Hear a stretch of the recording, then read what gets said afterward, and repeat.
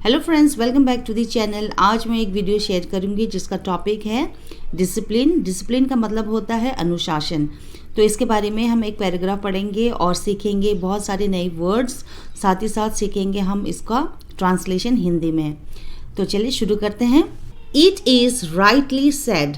Rightly का मतलब होता है ठीक, है ना। तो इसको कहेंगे इट इज़ राइटली सेड, यानी ठीक ही कहा गया है। That Being disciplined is essential in life. Being disciplined का मतलब होता है अनुशासित होना। Essential मतलब ज़रूरी, ओके। In life, life यानी जीवन। तो इसका पूरा कैसे बनेगा translation? It is rightly said that being disciplined is essential in life. ठीक ही कहा गया है कि जीवन में अनुशासित होना ज़रूरी है, ठीक है। When a person leads a disciplined life, when यानी जब, है ना। when a person यानी जब इंसान या मनुष्य या व्यक्ति leads a disciplined life, disciplined life अनुशासित जीवन, है ना। और leads का मतलब होता है व्यतीत करना। they set easy path, easy path का मतलब होता है आसान रास्ता। set यानी तय करना। to success यानी कामयाबी की ओर या फिर सफलता की ओर, ठीक है ना। तो when a person lead a disciplined life, they set an easy path to success. इसका ट्रांसलेशन होगा जब व्यक्ति अनुशासित जीवन व्यतीत करता है तो वो सफलता का आसान रास्ता तय करता है, ठीक है।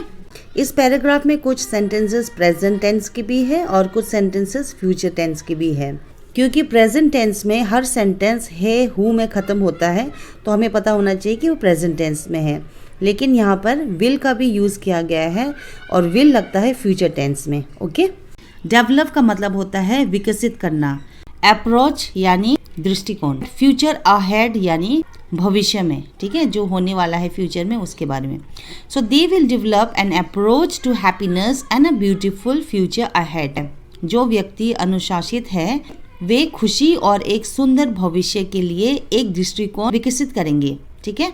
Being disciplined is the practice of having a scheduled daily routine. Being disciplined यानी अनुशासित होना, scheduled यानी निर्धारित करना, daily routine यानी दैनिक दिनचर्या, ठीक है।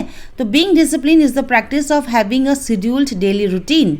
अनुशासित होना एक निर्धारित दैनिक दिनचर्या का अभ्यास है। तो प्रैक्टिस यानी अभ्यास, ठीक है। Which helps an individual, individual यानी व्यक्ति, helps यानी मदद करना, जो एक व्यक्ति को मदद करता है। यानी जब कोई इंसान डिसिप्लिन होता है, अनुशासित होता है, तो उसको मदद करता है। to be यानी होना।